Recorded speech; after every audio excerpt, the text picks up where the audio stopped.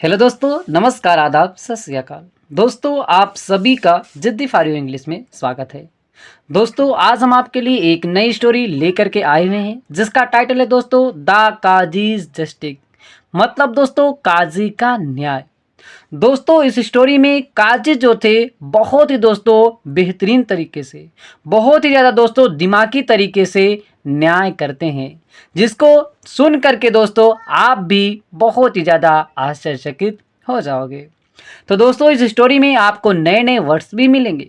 हम दोस्तों आपको हर एक वर्ड की मीनिंग बताते हुए उसका ट्रांसलेशन करना सिखाएंगे। तो दोस्तों, इसी बात पर कर दीजिए वीडियो को लाइक। हम करते हैं दोस्तों आज की स्टोरी को शुरू। तो दोस्तों, आज की जो हमारी स्टोरी है वो है द काजीज जस्टिस। काजीज मतलब काजी का, जस्टिस माने न्याय, काजी का न्याय। आइए दोस्तों हम देखते हैं काजी किस प्रकार न्याय करते हैं। One day three brothers came to the qazi for justice. One day मतलब दोस्तों एक दिन, थ्री माने दोस्तों होता है तीन, ब्रदर्स माने भाई, केम माने आए, टू द काजी काजी के पास, फॉर जस्टिस न्याय के लिए। एक दिन जो था तीन भाई जो थे काजी के पास न्याय के लिए आए। They had brought a strange case. Way had लाए थे, दे हैड ब्रॉट, ब्रॉट माने दोस्तों लाए थे, तो उन्होंने लाया था। अ माने एक, स्ट्रेंज माने दोस्तों होता है विचित्र, केस माने मामला। वो जो थे एक विचित्र मामला काजी के पास लेकर के आए थे। दे सेड उन्होंने कहा, कौन लोगों ने कहा? वो जो तीनों लोग आए थे। Our father is dead, our father हमारे पिता, इज डेड मृत हो चुके हैं, मर चुके हैं। उन भाइयों ने कहा कि हमारे पिताजी जो हैं मर चुके हैं। बिफोर हिज डेथ, बिफोर माने पहले, हिज डेथ अपनी मृत्यु के, मतलब उनके पिता की मृत्यु के पहले। ही सेड उन्होंने कहा था, दैट की हाफ आधा, ऑफ हिज प्रॉपर्टी अपनी प्रॉपर्टी का, अपनी संपत्ति का आधा भाग, वुड बी गिवन दे देना चाहिए या देना होगा, टू द एल्डेस्ट सन सबसे बड़े पुत्र को। उन्होंने मरने से पहले ही कहा था कि हमारी संपत्ति का आधा जो है भाग बड़े बेटे को देना होगा।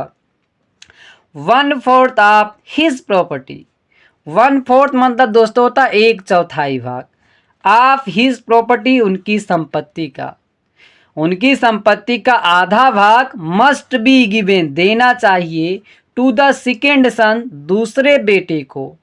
उन्होंने कहा था कि मेरे प्रॉपर्टी का आधा भाग जो है सबसे बड़े बेटे को दे देना, और जो है जो उसका एक चौथाई भाग है, मेरे संपत्ति का एक चौथाई भाग जो है मेरे दूसरे पुत्र को दे देना।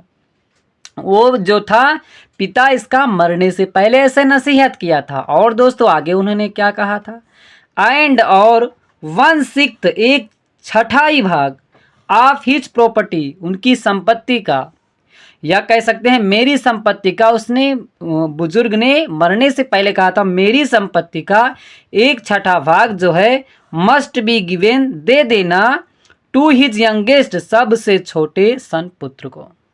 तो जो था दोस्तों वो पिता जो था यह नसीहत करके मरा था कि मेरे मरने के बाद जो है मेरी संपत्ति का आधा हिस्सा मेरे सबसे बड़े पुत्र को दे देना, और उसका एक चौथाई भाग जो है दूसरे वाले पुत्र को दे देना, और जो है दोस्तों एक छठा भाग जो होता है सबसे छोटे पुत्र को दे देना। ऐसा वो दोस्तों पहले बोला था। So we have divided all the property this way, इसीलिए जो थे वो सभी भाई जो थे, सो इसीलिए वी हैव हम सभी ने डिवाइडेड बांट लिया, ऑल द प्रॉपर्टी सभी संपत्ति को, दिस वे इस तरीके से। मेरे पिताजी ने जिस तरीके से कहा था उसी प्रकार बांट लिया। बट लेकिन we are not able to divide the 11 camels we have, but लेकिन वी आर नॉट एबल हम योग्य नहीं हैं, टू डिवाइड बांटने के लिए योग्य नहीं है या बांट नहीं पा रहे हैं, द 11 11 कैमल्स ऊँटों को बी हैव जो हमारे पास है, जो हमारे पास 11 ऊँट हैं उनको हम आपस में बांट ही नहीं पा रहे हैं, किस प्रकार बांटे।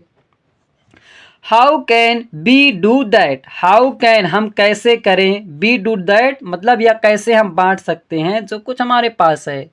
ऐसा जो है वो पुत्र जो आ करके भाई जो थे तीनों आ करके काजी से पूछते हैं। तो दोस्तों काजी ने बहुत ही ज़्यादा दोस्तों बेहतरीन तरीके से उनका विभाजन किया था, जिससे आप दोस्तों बहुत ही ज़्यादा आश्चर्यचकित हो जाएंगे। तो आइए दोस्तों देखते हैं किस प्रकार काजी बांटता है। The Qazi thought for a second and then said, the Qazi काजी जो था थॉट सोचा, फॉर अ सेकेंड एक सेकेंड के लिए, काजी जो था एक सेकेंड सोचा, एंड देन और तब सेड कहा, तब उसने कहा would you mind if I add my camel to your here herd. Would you mind मतलब दोस्तों कह सकते हैं क्या आपको कोई या मतलब या दिमाग लगा सकते हैं या आप सोच सकते हैं कि यदि आई एड माई कैमल कि मैं यदि मैं अपना ऊँट भी जोड़ दूं टू योर हर्ड आपके झुंड में, आपके मतलब जो ऊँट हैं उनके झुंड में मैं अपना भी जो ऊँट है उसको उसी में ऐड कर दूं, इसमें आप लोगों को कोई एतराज़ नहीं है, ऐसा जो है वो काजी पूछ लेता है। तो उन लोगों ने कहा नो नहीं ऐसा कोई बात नहीं है, वी डू नॉट हमें मतलब ऐसा कोई इतराज़ नहीं है, आप ऐड कर सकते हैं। दे रिप्लाइड उन्होंने ऐसा उत्तर दिया। जब दोस्तों वो ऐसा कैमल वो अपना ऊँट जो था काजी उनके झुंड में ऊँट के जोड़ देता है, तो दोस्तों वह बहुत ही बेहतरीन तरीके से डिवाइड करता है। तो दोस्तों कैसे डिवाइड किया, नाउ देयर आर 12 कैमल्स, जब वो काजी भी अपना एक ऊँट उसी में डाल देता है तो ना अब देयर आर वहाँ पर थे 12 कैमल्स 12 ऊँट हो चुके थे, जो 11 थे अब वो 12 हो चुके। अब क्या किया, the eldest son will get half of the camels, जो द इल्डेस्ट सन सबसे बड़ा पुत्र था, विल गेट उसको पाना था, हाफ आधा, ऑफ द कैमल्स ऊँटों का मतलब ऊँट का आधा भाग पाना था। जैसे उसके पिता ने कहा था कि आधा भाग मेरे सबसे बड़े बेटे को दे देना, तो आधा भाग उसको पाना था। तो दैट इज 6 कैमल जिसका मतलब होता है 6 ऊँट। अब 12 ऊँट हो चुके थे तो उसमें 6 ऊँट उसको मिलना था, तो उसको 6 ऊँट उन्होंने दे दिया, काजी ने उसको दे दिया। फिर the second sun will gate 1/4, the second सन जो दूसरा पुत्र था विल गेट उसको भी मिलना था 1/4 एक चौथाई भाग, विच मीन्स जिसका मतलब होता है 3 कैमल 3 ऊँट होते हैं।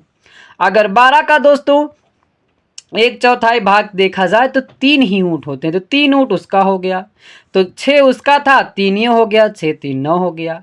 एंड और द यंगेस्ट सबसे छोटे वाले सन पुत्र को बिल गेट उसको भी मिलना था 1/6 एक छठाई भाग, आप 12 ऊँटों में से छठाई भाग उसको मिलना था, जिसका मतलब दोस्तों होता है बीच इज 2 कैमल, जिसका अर्थ होता है 2 ऊँट।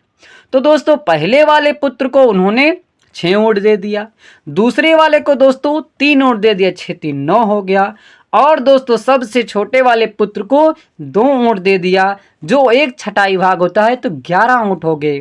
तो दोस्तों इस प्रकार 11 ऊँट हो गए। और दोस्तों आगे क्या होता है, 11 ऊँट हो गए और जो तो दोस्तों जो था एक ऊँट वो काजी का बच भी जाता है। फाइनली द काजी आल्सो टूक बैक हिज ओन कैमल, जो उसका ऊँट बच जाता है, फाइनली अंत में द काजी जो था आल्सो टूक वह भी ले लेता है बैक वापस हिज ओन कैमल अपना ऊँट ले लेता है, जो एक ऊँट बच जाता है वह अपना काजी भी अपना ऊँट ले लेता है। इस प्रकार दोस्तों सभी बराबर बंटवारा भी हो जाता है और काजी का ऊँट भी काजी के पास ही बच जाता है। तो the 3 brothers were happy at the qazi justice, the 3 brothers 3 जो भाई थे वर हैप्पी खुश हो जाते हैं एट द काजी जस्टिस काजी के न्याय पर। जो था दोस्तों काजी इतना अच्छा न्याय से न्याय करता है दोस्तों कि उसके सारे भाई खुश हो जाते हैं। तो दोस्तों मुझे उम्मीद है कि इस काजी के न्याय आपको बहुत ही अच्छा लगा होगा। तो दोस्तों आपको थोड़ा भी अच्छा लगा हो तो वीडियो को लाइक ज़रूर कीजिएगा, और दोस्तों हमारे चैनल पे पहली बार आए हैं चैनल को सब्सक्राइब जरूर कीजिएगा। फिर मिलते हैं दोस्तों एक नई स्टोरी के साथ।